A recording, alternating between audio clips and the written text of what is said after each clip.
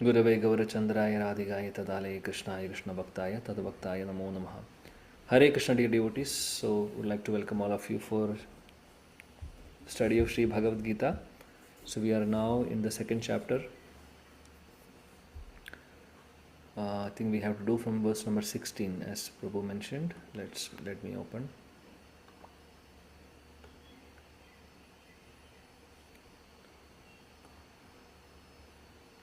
Hare Krishna, Hare Krishna, Krishna Krishna, Hare Ram, Hare Ram, Ram Ram,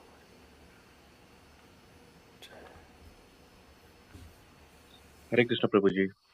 Hare Krishna, Prabhu.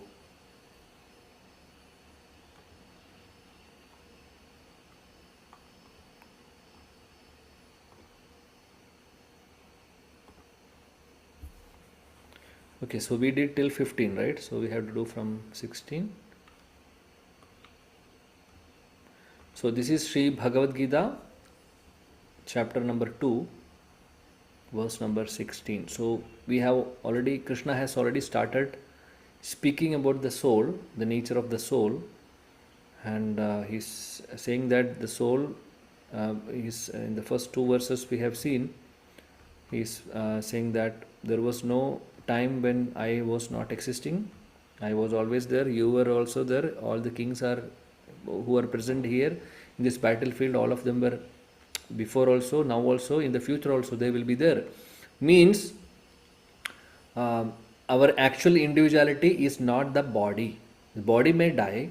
Body will definitely die in this material world, but soul doesn't have a death, or soul will not be, cannot be killed or cannot be attacked by any weapons. Nothing will happen to soul.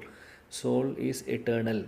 So Krishna wanted to educate Arjuna on this concept, on this philosophy, on this knowledge. So he is speaking actually in detail about that.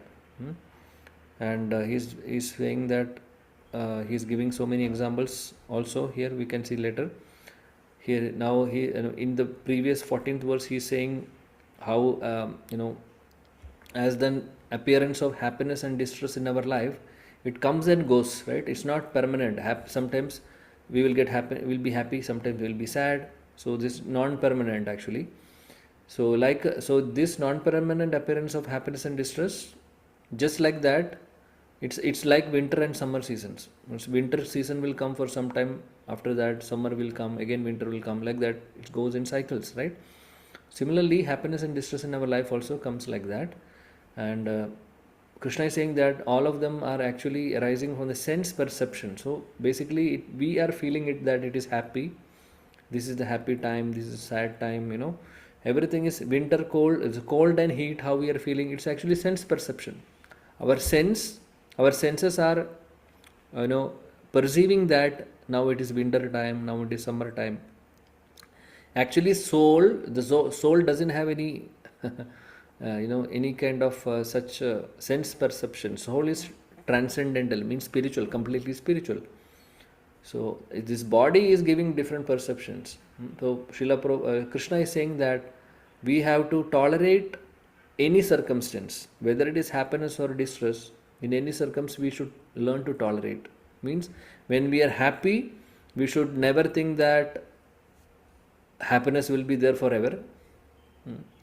So we have to be little, careful, in the sense we should be grateful to Krishna for giving some happiness.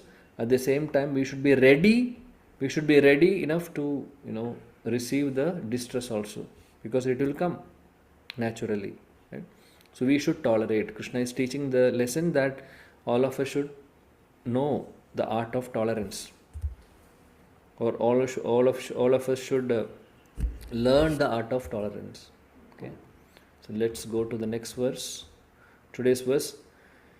Na sato vidyate bhavo, na bhavo vidyate sata. Ubhayorapi drishtontas to anayustatto darshibihi.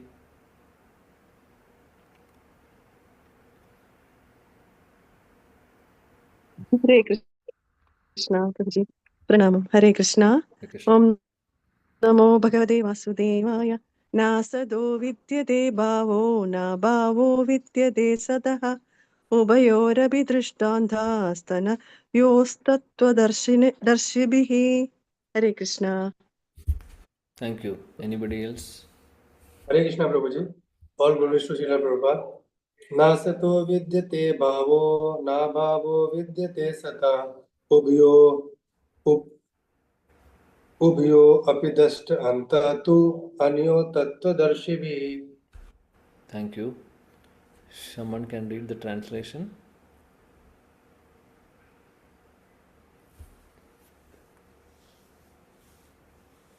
Hare Krishna, Prabhu. Can I read? Yes. Hare Krishna. Translation by His Divine Grace, A.C. Bhaktivedanta Swami Prabhupada, Srila Prabhupada Ki Jai. Those who are seers of the truth have concluded that of the non-existent, the material body, there is no endurance, and of the eternal, that is the soul, there is no change. This they have concluded by studying the nature of both. Hare Krishna. Thank you. So Krishna is saying here, the seers of the truth means those who are tattva darshihi. Tattva darshihi. Tattva means the actual truth, and darshibhihi means those who are the seers of the truth. Or in other words, we can say tattva darshi.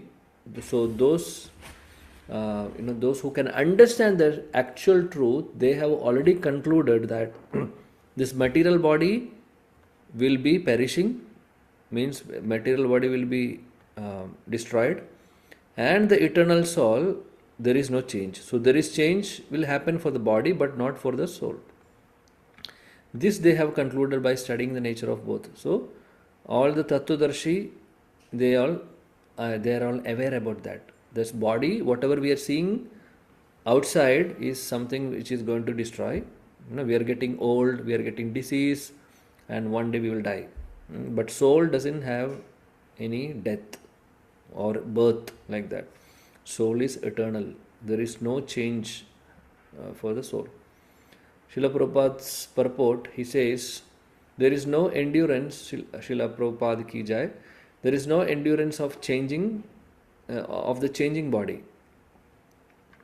That the body is changing every moment by the actions and reactions of different cells is admitted by the modern medical science, and thus growth and old age are taking place in the body. So this we all know that actually there is a growth in our body, right?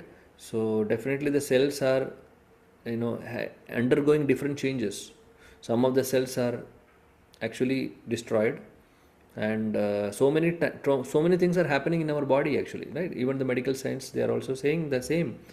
There is growth and old age, that also we are seeing, perceiving, right? So there is constant changes happening in our body, but Prabhupada says, but the spirit soul exists permanently, remaining the same despite of all changes of the body and mind.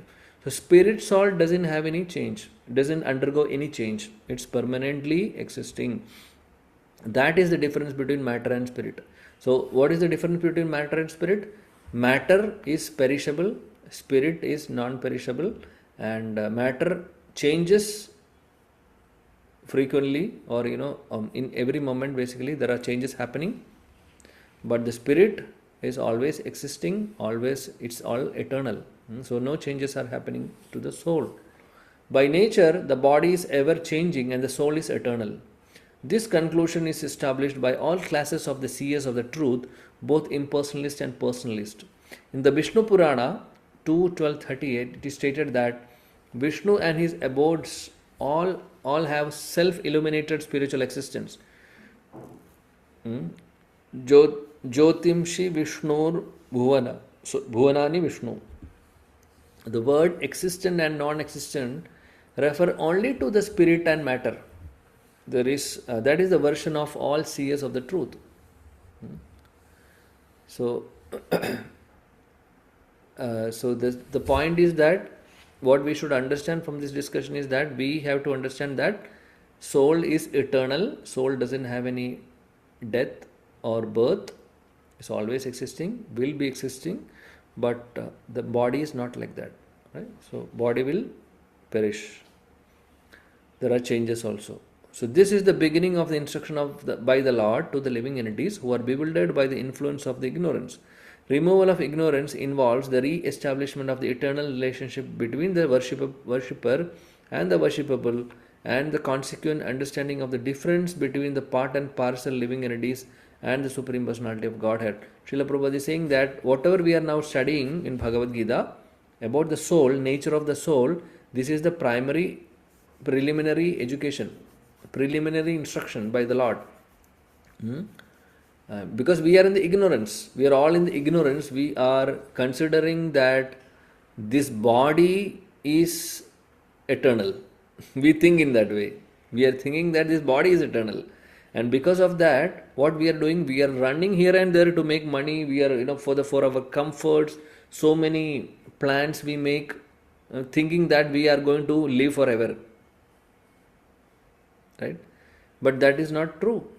Body is going to perish today or tomorrow. We are going to die today or tomorrow. We don't know. But people are not having that knowledge.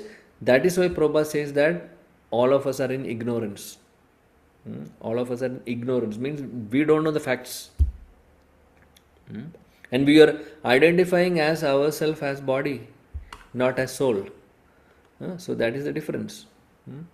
So that is the difference in between the devotees and the devotees and the normal people.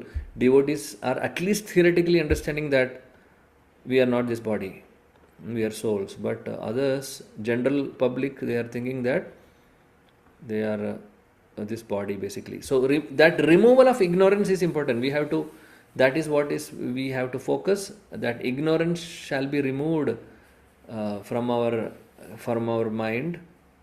So that will re-establish actually the eternal relationship between the worshipper and the worshipable. Means our eternal relationship with Krishna, it's eternal relationship. We are saying that eternal relationship with Krishna, we are having permanent relationship, dear devotees. It's not temporary relationship. Whatever relationship we have in this world, in our family, in the friend circle, with our colleagues, everything is temporary. Everything is temporary. Including our father, mother, including our spouse, including our children, everything is temporary. But we are so much attached to that. We were so much attached to all these, whatever relationships or whatever things of this world, but we are forgetting our eternal relationship with Krishna, which is permanent relation actually. Our relationship with Krishna is permanent, but we don't value it, we don't understand it. This is the problem. That is the problem that is the reason for all the problems in this world. Because we are forgetting Krishna, because we have lost that understanding. So to re-establish that relationship with Krishna is our primary goal, is our primary task. That is what we are trying to do by practicing Krishna consciousness. We are understanding. We are now theoretically understand that, at least from Bhagavad Gita and Bhagavatam. Theoretically, we understand that okay, we are Krishna's part and parcel. We are actually his. We actually belong to Krishna, right? So that we theoretically understand that will be realized for us also when we practice bhakti. When we practice Krishna consciousness nicely, everything will be revealed to us. So that is the Prabhupada is saying that removal of ignorance means re-establishment of the relationship with Krishna. Okay. And we are part and parcel of Krishna means we are Amsha of Krishna, and Krishna is the Supreme Lord. So we have always connection with Krishna. We had always connection, we will have also. Always. But other relationships, other connections are all temporary. So intelligent man, what they will do? Intelligent man will try to maintain that relationship with something which is permanent, right? We are all but forgetting the permanent person, forgetting the permanent relationship with Krishna, and we are busy in running here and there in this world for the temporary things.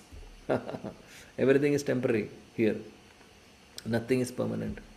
Prabhupada further says, one can understand the nature of the Supreme by thorough study of oneself.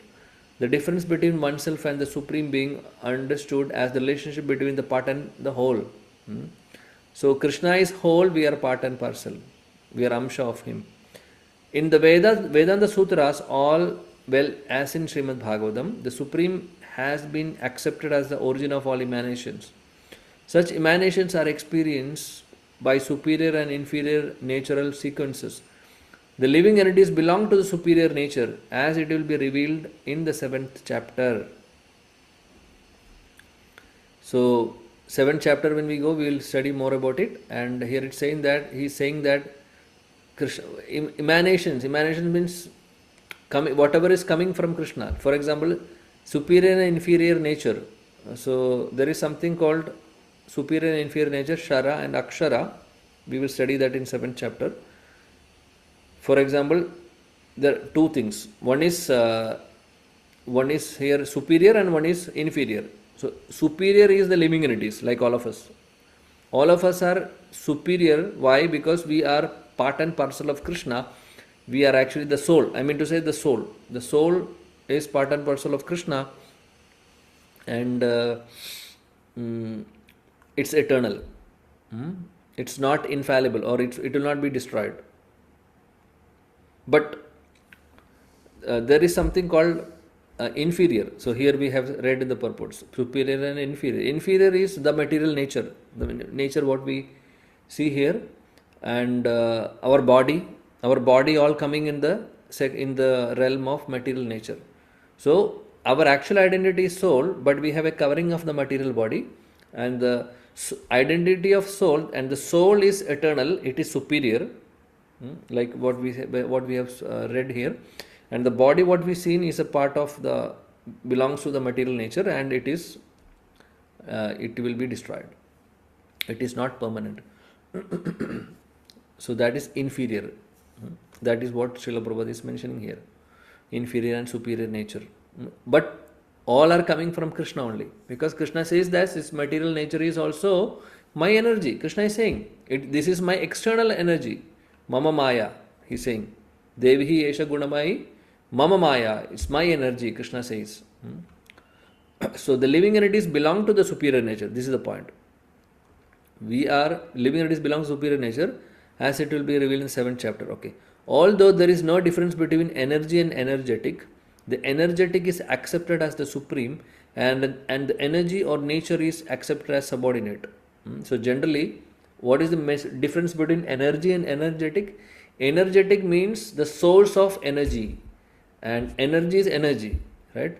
So if we see energy and energetic, if we analyze, we will say that we can understand that energy is actually subordinate to energetic, because energy is depending on the energetic. If there is no energetic, there is no energy. For example, if we take the example of sun, if there is no sun, there is no sunlight, right? So sunlight is depending on the sun. So sunlight can be considered as energy in this example, and sun can be considered as the energetic. So likewise, similarly, Krishna is the energetic, and whatever is emanations coming from his are energies. So that energies are also of two kinds, that is inferior, superior, and we living entities comes in the section of our we living entities belongs to that superior energy, and the inferior energy is again coming from Krishna only, but that is material nature, including our body. This is how we should understand. The living entities, therefore, are always subordinate to the Supreme Lord, as in the case of master and servant, or the teacher and the taught. So this is the point.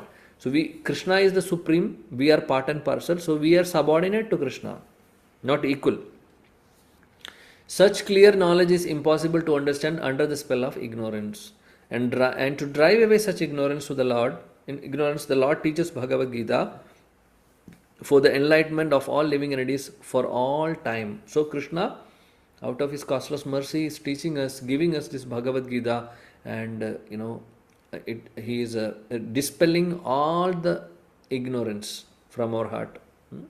So if you study Bhagavad Gita properly, if you understand the tattvas properly, then then that is, we are going to understand our relationship with Krishna, and by understanding the relationship with Krishna, what we have to do also will be taught through Bhagavad Gita. What we have to do, we will study those sections in the middle part of the Bhagavad Gita. So now Krishna is teaching us that we are not this body. He's now our identity. We are in the identity crisis now because we don't know who are we. Are we this? Am I this body or am I soul? I don't know, right? So Krishna is now teaching, establishing the foundation, saying that we are not this body. We are actually spirit souls. By establishing that, then he will go further. He is teaching us many things, and then he will make us understand what is the purpose of life, what is the purpose of this body, what is the purpose of life, and what we have to do in this life. Everything Krishna will be teaching us in the further chapters. So now foundation knowledge is what Krishna is giving, that we are not this body, we are souls. Okay, let's go to the next verse.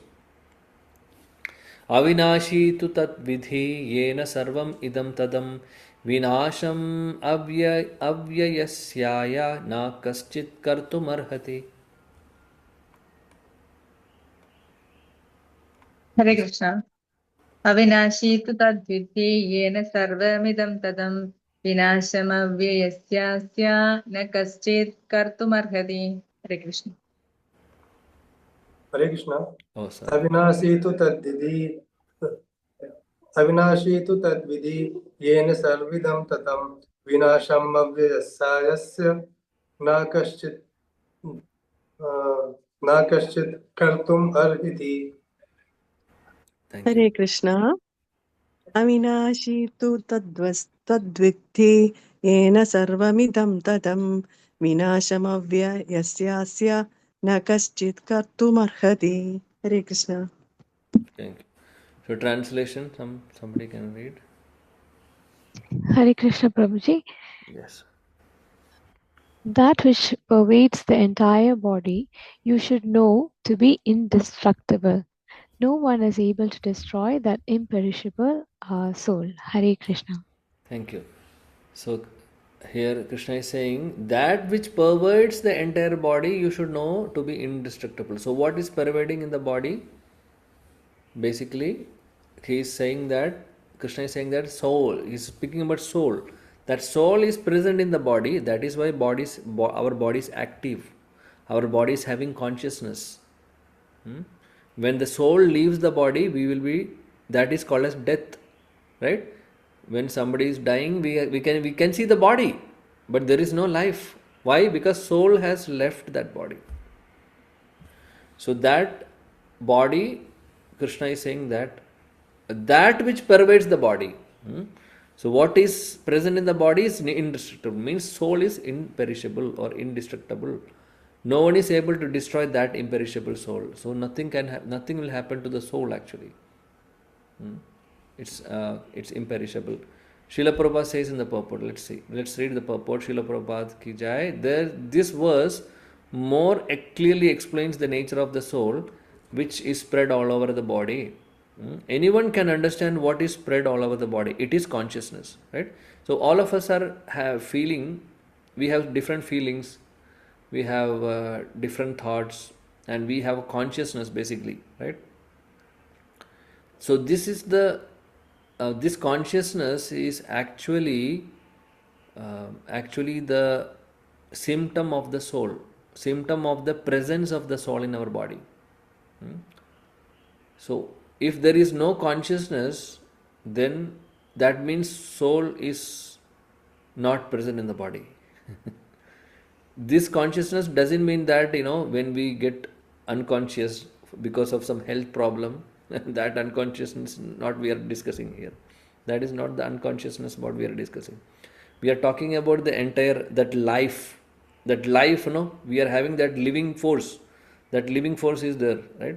So that is what that consciousness is the symptom of the soul, is the symptom of the presence of the soul.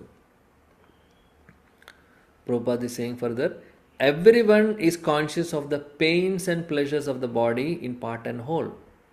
this spreading of consciousness is limited within one's own body. So Krishna is saying, Prabhupada is saying, all of us are having the we are conscious about pains and pleasures, right? Sometimes if something is pricking us, if we have some disease, if we have headache, we have pain. And if something is, some pleasurable things are happening, right? So we will feel pleasure also. That's again, all is part of the body and the mind. I mean, everything is happening in the body. Actually, we are sensing it, perceiving it because of the senses and the mind. But how we are how we are having the pain and pleasure, how we are feeling it is all because consciousness is present in our body. That is why we are feeling this. Otherwise, we will not feel anything actually. Even our senses will not work, mind will not work, nothing will work. Because of the presence of the soul or consciousness, we are having this understanding. We are having this properly consciousness basically. Because of the presence of soul, we are having consciousness. The pains and pleasure of one body are unknown to other. Therefore, each and every body is embodiment of an individual soul, and the symptom of soul's presence is perceived as individual consciousness. So this is the symptom of the soul. What is the symptom of the soul? Symptom of the soul's presence is individual consciousness. Like we say, symptom of fever is high temperature, right? So if we are having fever, if we touch our body, we'll understand that we have some fever, right? So that's a symptom of the disease. Similarly, symptom of soul is basically the consciousness, and that consciousness also, it is, for example, if you take about all of us, we can perceive the pain and pleasure of this body only, right? If somebody else is undergoing some problem, diseases or whatever, we may, out of compassion, we say that, oh, I understand your pain, but actually we are not understanding any pain, right? Because we are restricted to our own body. We have our individual soul and the covering. Covering is body, our identity is soul. Similarly, other person there is a soul, there is a covering. So we are having individual consciousness basically. So that is the difference between soul and the super soul. Super soul or Krishna, the difference is that Krishna is present in all of us, or every living entity. In everything Krishna is present. Correct? So Krishna is supremely conscious. He is conscious about you, conscious about me, conscious about the animal, conscious about the trees. He knows everything because he is present everywhere. But us, we are restricted to one individual consciousness. That is what Prabhupada is making us understand. So so that's the symptom of the soul. So this soul is described as 10,000 part of the upper portion of the hair point in size. Shvetashvatara Upanishad 5.9 confirms Balagra Shata Bhagasya Shadadha Kalpitasya Cha Bhago Jiva Sa Vijneya Sa Chanatyaya Kalpate. So 10,000 part of the upper portion of the hair size is the size of the soul. So Shvetashvatara Upanishad says that. It's explained here.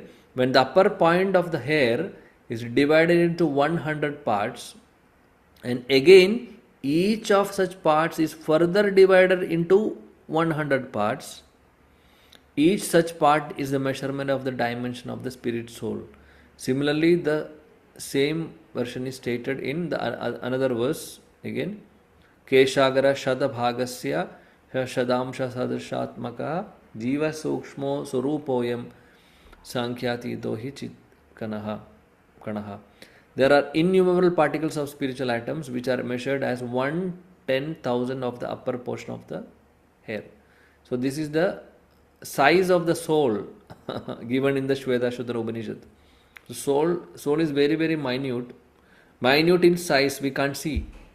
Not only size, dear devotees, even the nature of the soul is such that it's very, very subtle, sukshma. So because of the subtleness, we can't see it. Can anybody see the mind? No, right? We don't know where mind is subtle. It's not an organ like we have hands and liver and kidney. We can't locate mind, right? Mind is very subtle. Intelligence also very subtle. Intelligence is not actually, we say that it's in the brain or somewhere in the head, but actually intelligence is very very subtle. Brain and those area is actually functioning as an organ, but intelligence is very subtle. Similarly, soul is more subtler than the mind and intelligence, so we can't perceive with the senses. So, but just to give an idea about the minute size of the soul, Shvedashudra Upanishad is giving some example like this. Right? If we take a tip of the hair, cut into 100, and each one part is again cutting into 100, and what size is coming out, that is the size of the soul. Tip of the hair, by the way, not the whole hair, tip of the hair. Okay. So that is the minute, so very very small, right? But we may think that it's very very small. So if something is small means, if we can't see, means it is not powerful. But we should understand, we can't see our mind, but mind is very powerful. We know that everything is happening now, right? In our whatever pain, pleasure, good, bad, we are feeling that through our mind, with the mind, but we can't see the mind. So that doesn't mean we can't see the mind. That doesn't mean that mind does not exist. It is existing. Similarly, the intelligence is working, and we can't see the intelligence. Similarly, soul would be maybe the size is like this maybe, but it is so powerful, and because of that presence of the soul, we are having consciousness. So this Shastras are giving this explanation of the size of the soul. We should not take it literally. It's not the literal, for example, tip of the hair. First of all, we need to understand what will be the size of it. And 100 times we are cutting, again 100 times we are cutting. So not in the literal way. Upanishad is giving just a understanding, just to understand, to make us understand that it is very very minute in size if we think in that particular sense, but at the same time it is very very powerful. Okay, so anyway, so let's go ahead. Okay, therefore the individual particle of the spirit soul is a spiritual atom smaller than the material atoms. Such atoms are innumerable. So we have already discussed that, very small. So this very small spiritual spark, which is soul, is the basic principle of the material body, and the influence of such spiritual spark is spread all over the body as the influence of the active principle of the some medicine spreads through the body. So Prabhupada is giving a good analogy for us to understand. For example, if we are having some disease, for example, just imagine we are having a headache, simple, and we are taking a painkiller, Panadol. We are taking Panadol. Within 15 minutes, our pain will reduce. Within half an hour, headache is gone, right? So what is happening? The main ingredient in that medicine is getting mixed with our body, with our blood, and the blood is carrying to the different part, wherever the pain, or so we will not feel that pain. So active drug is the cause of removing or curing that particular disease or pain, right? Similarly, here Prabhupada is saying that spiritual spark is like that. It is spread all over the body as an active principle. That is why we are having consciousness. I hope all of you are getting what Prabhupada is trying to make us understand. So very simple example. That is why he is giving examples for us to understand. So beautiful, right? So this current of the spirit soul is felt all over the body as consciousness, and that is the proof of the presence of the soul. So why? So we are that is the presence of soul. For example, if somebody is pricking if some pain is coming here on the fingertips, immediately we are perceiving it. We feel that pain, right? Why it is happening? All these are because the soul is still present in our body, we are able to perceive it. Otherwise, we will not be, if we are not having the conscious, for example, if a dead body, whatever you do, whatever you cut or burn, nothing is, they are not going to feel, because no soul is not present. So that is the point. So I hope it's all basic foundation, but very important. This is the foundation of our spiritual life. Any layman can understand that the material body minus consciousness is a dead body, and this consciousness cannot be received in the body by any means of material administration. Therefore, consciousness is not due to any amount of material combination, but to spirit soul. So consciousness is because of the presence of the spirit soul.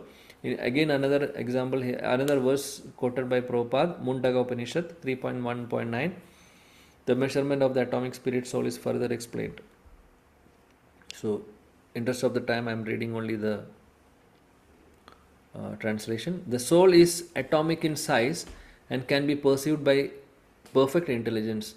This atomic soul is floating in the 5 kinds of air: prana, apana, vyana, samana, udana. Is situated within the heart and spreads its influence all over the body of the embodied living entities. When the soul is purified from the contamination of the 5 kinds of material air, its spiritual influence is exhibited. So here, 5 kinds of air is being said. We don't have to go into the technicality of this air. The prana, apana, vyana, samana, udana. Actually, there are 5 different kinds of air in our body, in everybody's body. So that is again, it's a different kind of study anyway. It's out of the topic. We can understand there are 5 types of air in our body. So some air is like, the movement of the air is different. Some air is going in this direction, some are coming in this direction, upward, or some are going downward, and so many different these 5 different ways the air is present. So here the verse is saying that atomic soul, this soul's presence is, the soul is there only is situated within the heart. That's what here it says. Heart means within the realm of the heart. So if we do the heart transplantation, for example, that is also happening, right? In the medical field, heart transplantation is happening. So do we think that soul is also going to the new person, to other person who is getting the new heart? So if he's getting a new heart, he's getting a new soul. That is not happening actually. So in the verse it is said it is within the heart, means it is somewhere located within that realm of the heart. But soul is very, very subtle. It will not go when we do the heart transplantation surgery. Otherwise, people will have multiple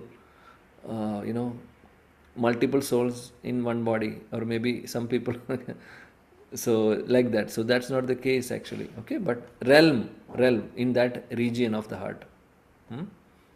But it is very, very subtle. Because of the presence of that soul, its influence all over the body and the embodied living entities. When the soul is purified from the contamination of the 5 kinds of air. So again, this 5 kinds of air is present in the body, and the air is basically part of our material body basically. So here the verse says that when it is purified, the spiritual influence is exhibited. So we will feel that spiritual nature will be experienced by us. So that is how to know that. We don't have to go into the technicality of it. We will have to do Hatha Yoga system or Ashtanga Yoga systems. So this Hatha Yoga, Ashtanga Yoga, all these type of yoga practices, they are actually controlling the 5 kinds of air, encircling the pure soul by different kinds of sitting postures. So different yoga systems you would have seen, different types of yogas are happening. I mean, we are seeing in the, but there are authentic yoga also, by the way. Authentic yoga system is we can acceptable, but there are so many yoga studios in the current world, but they are not following the proper Hatha Yoga system. They are just making some money, doing some exercises, that's all. Actual yoga, because yoga means connecting to Krishna. Yoga, the meaning of the term yoga means connecting to Krishna or connecting to the super soul. So the method of connecting to Krishna in this case is hatha yoga, means hatha means by different by the pranayam. You would have heard about the pranayam and all those Ashtanga yoga practices. So what is the process of hatha yoga or Ashtanga yoga? It is to connect to Krishna with that process, by following that process. So in the current yoga studio, whatever we see in this world, everybody is making money. They are teaching us some exercises. That's all. They are not actually connecting us to Krishna. They are not speaking anything about Krishna, but they call it yoga studio. Actually, we can't call them a yoga studio. If they are calling that yoga studio, there should be some spiritual practices there. But there is no spiritual practices happening. It is just bodily exercise. That's all. So that is the difference we should understand. Prabhupada says this Hatha Yoga Siddha is the process to be for controlling the 5 kinds of air. But anyway, this process we don't have to follow, because this is not recommended in this age of Kali. Means this in the Kali Yuga, this Hatha Yoga system, Ashtanga Yoga will not be effective. It will not be the effective yoga process for connecting to Krishna. So for us, the best process recommended in the Kali Yuga is Bhakti Yoga, means performing devotional service by chanting Krishna's name, by hearing about Krishna, by discussing about Krishna, by whatever we are doing now. So all coming in the Bhakti Yoga. Through Bhakti we are connecting to Krishna. So this is the recommended process in this age of Kali. So the construction of atomic soul is is admitted in all Vedic literatures, and it is also actually felt in the practical experience of a sane man. Only the insane man can think of this atomic soul as all-pervading Vishnu Tattva. Okay, so we have to understand the atomic nature of the soul. Soul is all-pervading. So that is, we already discussed about in detail. The influence of atomic soul can be spread all over a particular body. According to the Mundaka Upanishad, this atomic soul is situated in the heart of every living entities. We already discussed that. And because the measurement of the atomic soul is beyond the power of appreciation of material scientists, some of them assert foolishly that there is no soul. Because nobody can estimate, nobody can understand by doing any experiments in the laboratory the presence of the soul. So that is why some of the scientists, they think that there is no soul. The individual atomic soul is definitely there in the heart along with the super soul. Super soul is Krishna, atomic soul is our identity. So both are present in the body, and thus all energies of the bodily movement are emanating from this part of the body. So how our body is functioning, how we are getting the energy to do anything, to think, to do something or anything. So that energy is actually coming from the soul and super soul. Without that, our body will be dead body. Prabhupada further says, the corpuscles which carry oxygen from the lungs gather energy from the soul. This is true. So carry oxygen, corpuscles are carrying the oxygen, right? So from where they are getting the energy? Energy is from the soul only. So when the soul passes away from this position, the activity of the blood generating fusion ceases. So if soul is not there, the blood, we cannot do anything. No body will not be functioning. Everything will be stopped. Medical science accepts the importance of red corpuscles. Yeah, medical science, they are telling about red corpuscles and all those stories. But it cannot ascertain that the source of the energy is the soul. How the red corpuscles are getting the energy is the presence of the soul. But the scientists cannot ascertain. They cannot understand. Medical science, however, does admit that heart is the seat of all energies of the body. So medical science is telling one thing, that heart is the seat of all energies. But why heart is the seat of all energies? Because soul is present in the realm of the heart, in the region of the heart. That is why heart is considered to be the seat of all energies. But the medical science, the doctors or scientists, they don't understand the presence of the soul. They say that, okay, heart is the seat of all energies, and if the heart is stopping, if the heartbeat is stopped, then we will be dying, right? we will die. But actually, what is happening is that soul is leaving the heart, and that is the cause of the death. Prabhupada further says, such atomic particles of the spirit whole are compared to the sunshine molecules. In the sunshine, there are innumerable radiant molecules. Similarly, the fragmental parts of the Supreme Lord and the atomic sparks of the rays of the Supreme Lord, called by the name Prabha or superior energy. So, spirit, soul, here it's compared to the sunshine, and in the sunshine there are so many molecules, right? Similarly, the fragmental part of the Supreme Lord or atomic sparks of the rays of the Supreme Lord are called Prabha. So, just comparing, like we are all like molecules in the sun rays, and Krishna is the source of that. So, whether one follows Vedic knowledge or modern science, one cannot deny the existence of the spirit soul in the body. And the science of the soul is explicitly described in Bhagavad Gita by the personality of the Godhead, Krishna himself. So, this is something we are learning which we can't learn or understand from any school, any college. So, Bhagavad Gita is teaching us the knowledge of soul. The science of the soul is being explained in Sri Bhagavad Gita. This is the most important education, actually. This Bhagavad Gita is the most important king of all education. We are not only understanding the soul, we are going to learn so many things in Bhagavad Gita. So that is the actually king of all education. So we have to understand the importance of Bhagavad Gita in our life.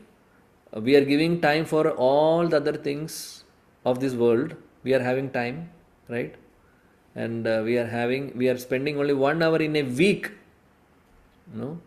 24 hours in a day, like that 7 days in a week, we are only spending 1 hour to study Bhagavad Gita. So the remaining time we have to think and understand all this. I mean, the sense, understand the relevance of what we are studying, and we should take the things a little more seriously. That's the ultimate aim. Because understanding the nature of the soul, understanding about our relationship with Krishna, then we should act in that relationship, right? Just by understanding doesn't have any meaning. We should act on it. So similarly, we have to take up this process of Krishna consciousness little more seriously, and so that we can get the goal of life. We can finally go to Krishna. So for how to do that, we have to chant Krishna's name: Hare Krishna, Krishna Krishna, Hare Hare, Hare Ram, Ram Ram, Ram Hare. We should hear about Krishna. We should study Bhagavad Gita, Bhagavatam, hear Bhagavatam or Bhagavad Gita, then understand what Krishna is trying to say or Bhagavatam is trying to tell us, and at the same time, what we have to live in that. We have to live in that knowledge, not just theoretical knowledge. We should practically follow that also. Means we should live with that knowledge. So it's a long process. We have to be patient, and but at the same time, determination should be there. Definitely, this is so powerful. It's our real fortune that we are all now here and discussing Bhagavad Gita. It's all because of the mercy of our Prabhupada, Srila Prabhupada, and all other acharyas. Because of them, we are now sitting here and discussing. Otherwise, we will be sleeping, on every Saturday morning. It's a weekend for all of us, and late night sleep on Friday night, sleeping at 3 o'clock, 4 o'clock maybe, going to cinema, going to something or the other, club or whatever, and coming back late night, maybe morning, early morning, in the Brahma Muhurta, we coming back and sleeping, and waking up in the afternoon. So many people are doing that actually. So we are fortunate that we are not doing that, at least now. Maybe before we would have done it, So at least we are not doing that. We are taking some time for Krishna. That's the best thing what we can do in our life. So, and please let us understand the value of it, and let us take the, I mean, maximum advantage of all these discussions and our study of Bhagavad Gita. Okay, so with that, let us pause here. We'll continue from next week, from the next verse. So thank you, dear devotees, for your patience and your association. Shri Bhagavad Gita ki jai, Jagat Guru Srila Prabhupada ki jai, Samaveda Gaura Bhakta Vrinda ki jai, Nitai Gaura Premanande. Thank you, Hare Krishna. If anybody has any questions or queries or any reflections or any realizations, please kindly, please kindly